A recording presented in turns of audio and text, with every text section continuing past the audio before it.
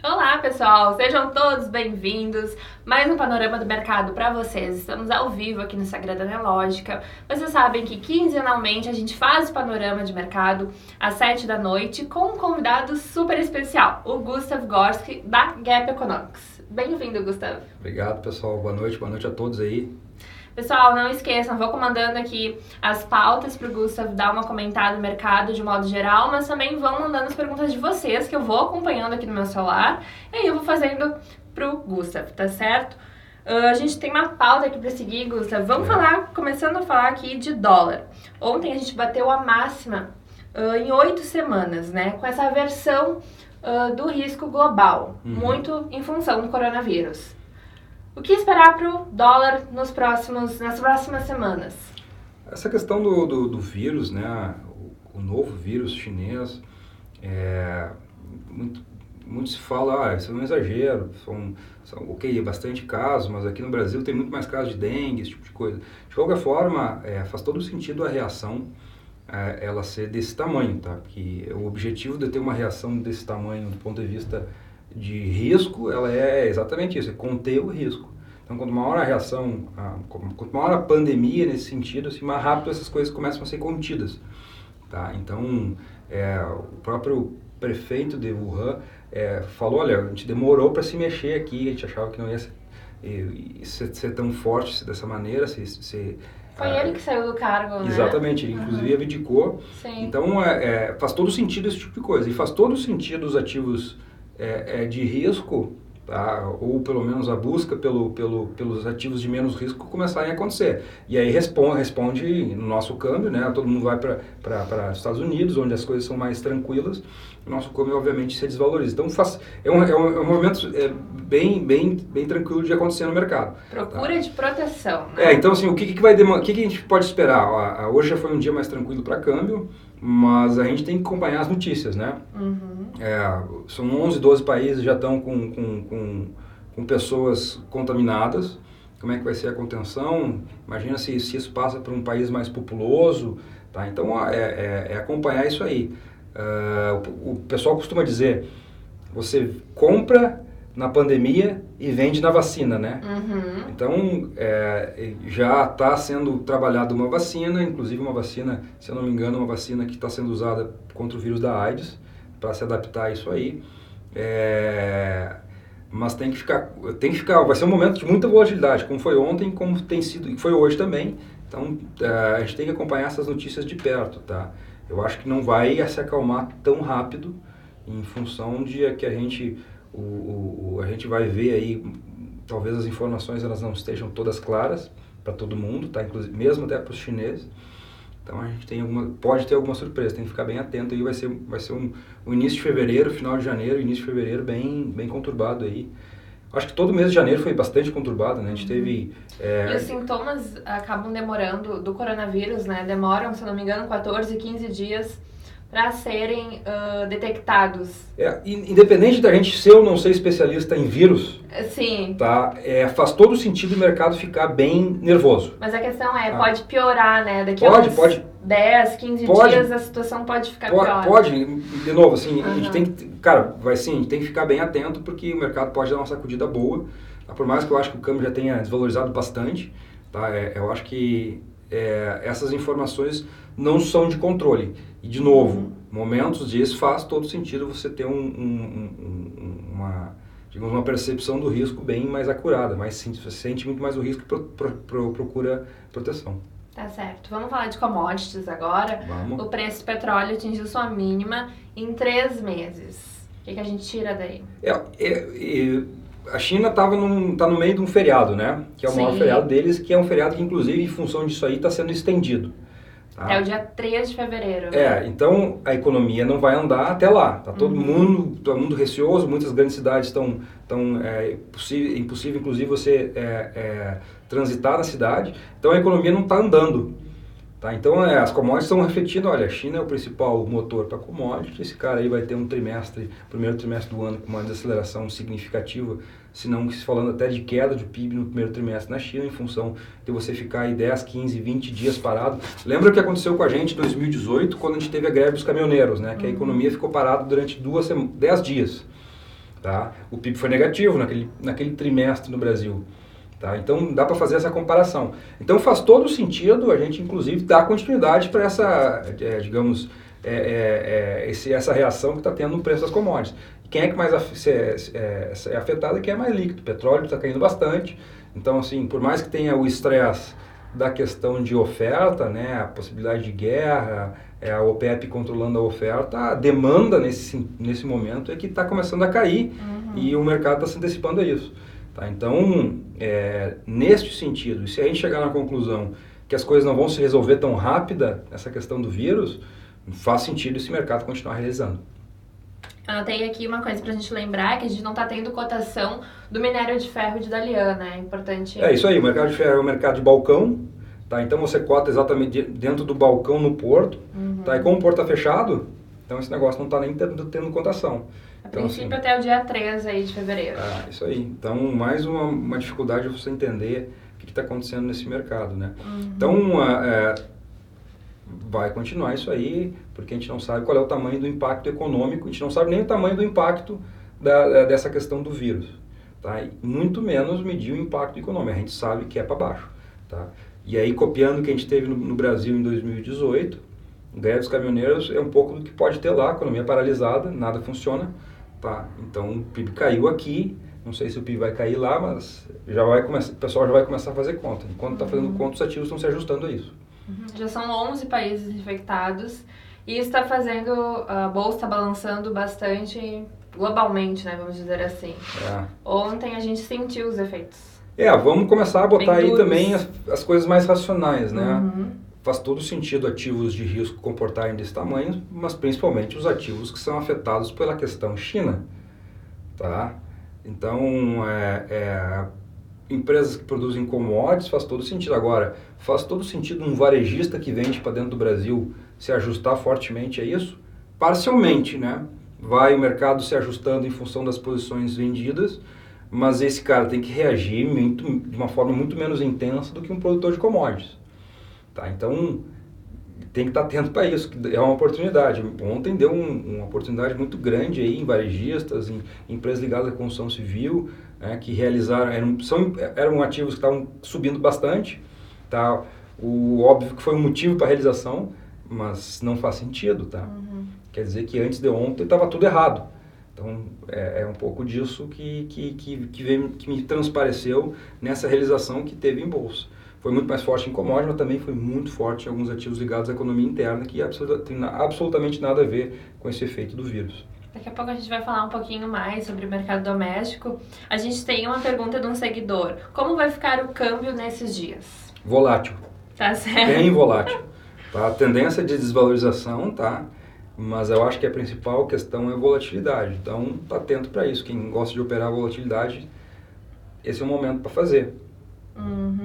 A gente, continuando falando aqui de mercado externo, a gente tem decisão de taxa de juros amanhã dos Estados Unidos, né? No meio do mau tempo, a gente já tem o Fed tomando uma decisão, Exatamente. Né? Então, o mercado estava totalmente pro lado que o Fed vai parar de cair, vai ser um cara super tranquilo, não vai dar mais nenhuma dica. E agora, com toda essa possibilidade de desaceleração mundial puxada por China, o Fed vai ter que ser sensível a isso, tá?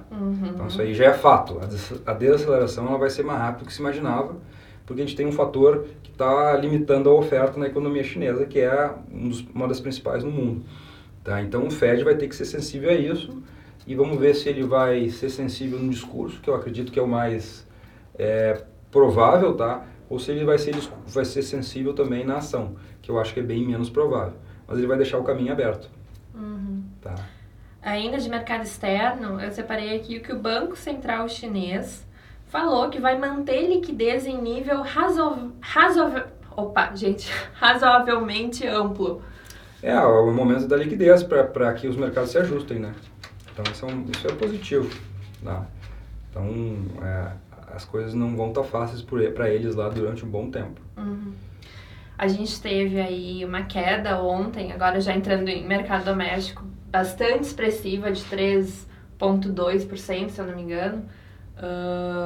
Foi a pior queda em 10 meses. E daí anulou os ganhos que a gente teve até agora, até então, né, neste ano. É hora de comprar? De novo, tá? A questão de olhar para commodities... Chegou a comentar ali no começo. Olha, a questão de olhar para commodities vai ser muito difícil, tá? Eu acho que é um processo que ainda que vai longe, tá? Mas algumas coisas ligadas a varejo, construção civil, economia interna, não fizeram muito sentido. Agora o que a gente precisa ver é quanto que isso pesa no índice, né?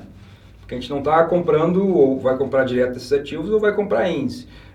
O peso dos ativos externos no nosso índice é menor, mas ele é menor porque a gente tem um fator bancos, tá? Que faz com que o peso dos ativos internos seja maior no índice. E a grande questão é que os bancos, a gente começou o ano difícil para banco, né? Sim. Bem difícil para banco. Tá? Então, essa pergunta é o momento de comprar índice? Cara, acho que não. Acho que é o momento de comprar as coisas que caíram, que não deviam ter caído, ou deviam ter caído uma intensidade menor. Um pouco disso. Tá certo. A gente tem... se amanhã a gente tem decisão da taxa de juros dos Estados Unidos, semana que vem a gente tem a nossa, né? Quarta-feira aí o Copom vai anunciar a nova taxa de juros. O mercado está esperando uma redução pequena, indo para 4,25. Confirma? É o que o mercado realmente espera? Não mudou? Lembra no final do ano passado que a gente estava numa... Não sei se dá para dizer uma euforia, mas numa expectativa que a economia ia retomar de forma mais agressiva, né? E aí vieram os números que em dezembro... Vieram aqueles do PIB, o mercado deu aquela... Isso, aí veio os números de dezembro que refletiram a economia em novembro. Estão vindo agora os números em janeiro refletindo a economia em dezembro, tá? A gente tem alguns antecedentes que não são positivos, tá? Ou seja, aquela... mini euforia de que a gente ia ter uma atividade econômica mais forte, ela meio que acabou, tá? E como o Banco Central tinha deixado em aberto, tá? Começou a ganhar força ele continuar caindo juros numa intensidade menor, tá? E o presidente do Banco Central deixou claro isso nas suas últimas manifestações, tá? Ou pelo menos não se esforçou em dizer que parou, tá? Então faz todo sentido ele continuar com um ajuste agora menor, tá? E também até mesmo deixar aberto para continuar esses ajustes menores ali na frente. Vale lembrar que na nossa cabeça a gente cai e sobe o juro em esteiras de 25 e 50 ou mais, tá? Mas com a taxa de juros começando a vir para 4, faz sentido a gente começar a ir de 10 em 10, 20 em 20, 15 em 15, tá? Que não faz muito parte da nossa cabeça, porque a gente não está acostumado com isso. Nosso histórico, Mas faz sentido isso acontecer, tá? Para o cara subir ou descer de forma mais tranquila, tá? Talvez venha alguma coisa nesse sentido, tá? E acho que tem espaço ainda para baixar juros. Tu até tinha comentado em off aqui que o presidente do Banco Central falou que os efeitos da política monetária ainda não vieram. Fazer esse comentário depois. Então esse comentário assim é bem legal, tá? Porque assim, ó, a sinalização que ele está dizendo assim que o juro não só vai estar baixo, como ele vai ficar baixo, tá? Porque eu preciso que os efeitos da política monetária comecem a acontecer na economia. Sim. E as medidas, por mais que as coisas tenham mudado muito rápido na nossa economia, o efeito da política econômica na economia, da política monetária na economia, ela leva entre 2, 3, 4 e até 5 trimestres, tá? Então, assim, quando o juro caiu no meio do ano passado, o efeito sobre a economia vai ser no meio do ano seguinte. Consequentemente, o juro que caiu no final do ano passado, o efeito dele vai ser no final do ano seguinte, tá? Então, faz todo sentido. E mais ainda, o efeito sobre a inflação, ele é mais demorado ainda. É 2 a 3 trimestres além do efeito sobre a atividade econômica. Isso são as medidas que a gente tem tradicionalmente no Brasil. Pode ser que elas estejam mudando, pode ser que as coisas aconteçam mais rápido, mas de qualquer forma isso não muda tão rápido assim. Tá? Então, quando o presidente do Banco Central fala que os efeitos da política monetária sobre a economia ainda não vieram na sua totalidade, é exatamente isso que ele quer dizer. Tá? Então, tem que ter um pouco mais de paciência. Tá? A economia vai reaquecer, mas de forma não mais devagar, mas de forma mais gradual. Tá certo. Outra pergunta aqui de um seguidor: podemos olhar para o ouro com esse cenário ou a gente deve? Deve olhar, assim, ó, eu fico só vendo, não sei se o ouro é um ativo com muita liquidez aqui no Brasil, tá? mas a busca de risco tradicional no mundo é você ir para o ouro. Ele já subiu bastante, tá? Se as coisas continuarem duras, é um ativo que deve continuar valorizando. Tá? Então sim, é um ativo, é uma commodity, está no mercado. Eu não sei se no nosso mercado tem uma liquidez boa, mas lá fora tem bastante liquidez. Tá certo. Gustavo, vamos comentar agora que faz um ano do desastre de Brumadinho, né? A gente fez agora um ano em 25 de janeiro. E a gente tem outras barragens, inclusive uma da Vale também, com sinais de alerta aí. Foi uma tragédia, né? As responsabilidades ainda não foram totalmente dirimidas e apontadas. O efeito para a gente, do ponto de vista de imagem, foi muito ruim, tá? Para a empresa que estava envolvida nisso aí, muito pior ainda, por mais que ela tenha recuperado o preço em mercado. E isso teve um impacto mundial, né? Porque restringiu a oferta de minério no mundo inteiro, fazendo o preço desse ativo subir bastante e, inclusive, beneficiar as australianas que não tinham nada a ver com essa história e acabaram ganhando um pouco. Isso é questão de mercado, tá? Então, o movimento de mercado foi correto. Houve uma restrição de oferta gigante em função de tudo que se paralisou na Vale. E as australianas acabaram absorvendo isso aí, principalmente na questão de preço. A gente também teve outro evento, né? Foi o afundamento de um bairro em Maceió, uma outra empresa ligada ao mercado aberto na Bolsa. Tá? Então, sim, foram várias coisas. Obviamente, o Brumadinho foi muito maior porque teve uma tragédia com uma perda de vida absurda, né? Então, esse tipo de coisa, ele tem o seu sentido de mercado, que é o preço da imagem, o preço da ação da empresa e os seus efeitos substitutivos e complementares, né? Mas é uma tragédia que tem que ser evitada a todo custo, porque isso aí, do ponto de vista de perda de vida, foi um absurdo. Né? Então, saindo dessa questão de mercado, a gente tem que evitar esse tipo de coisa no limite. E essas preocupações são claras, né, das barragens que ainda estão com problema. Isso não tenha dúvida que vai mudar o modus operandi no segmento. Tá? Já mudou e as coisas vão ter que continuar evoluindo nesse sentido. Falando de Vale, mas também os Minas e Gerdau ontem derreteram bastante. Então, assim, a China é uma demanda absurda por aço, né? Por um minério de ferro que ela compra da Vale para transformar em aço, para continuar tocando a infraestrutura deles, que é grande, já é boa, mas ainda precisa ainda crescer. Com tudo parado lá, se tinha a ideia de um sobrepreço de aço agora já em fevereiro, isso aí já acabou, não foi por terra. Então, o ajuste foi bem significativo nesses caras aí que estão ligados a esse segmento, tá? Então, faz sentido, os caras fazem commodity. Tá? Você pode ter uma inundação aí de siderúrgicas que venderiam para a China, vendendo para outros lugares, então faz sentido você ter um ajuste significativo nessas empresas que, muito provavelmente, o preço do aço, que é também o mercado de balcão, vai começar a se ajustar. Falando em tombo gigante, a gente também tem um setor de turismo, que está aí levando tombo atrás de tombo já há 2 semanas, né? Justamente por causa do coronavírus. Vale lembrar, tá? Isso também é um negócio meio doido, porque a maioria das empresas de turismo, elas levam o seu cliente para determinado local. Tá? Então tem que ver se isso faz sentido. E, por exemplo, assim, já que eu não vou viajar para o exterior, faz sentido eu viajar internamente. Tá? Que pode ser até um benefício, dependendo da empresa que está trabalhando, que você está olhando. Então tem que ter, isso é uma excelente oportunidade. Tá certo. Uma pergunta aqui de um seguidor: risco do mundo. Pode-se ver uma situação sistêmica? Não, acho que não. Tá?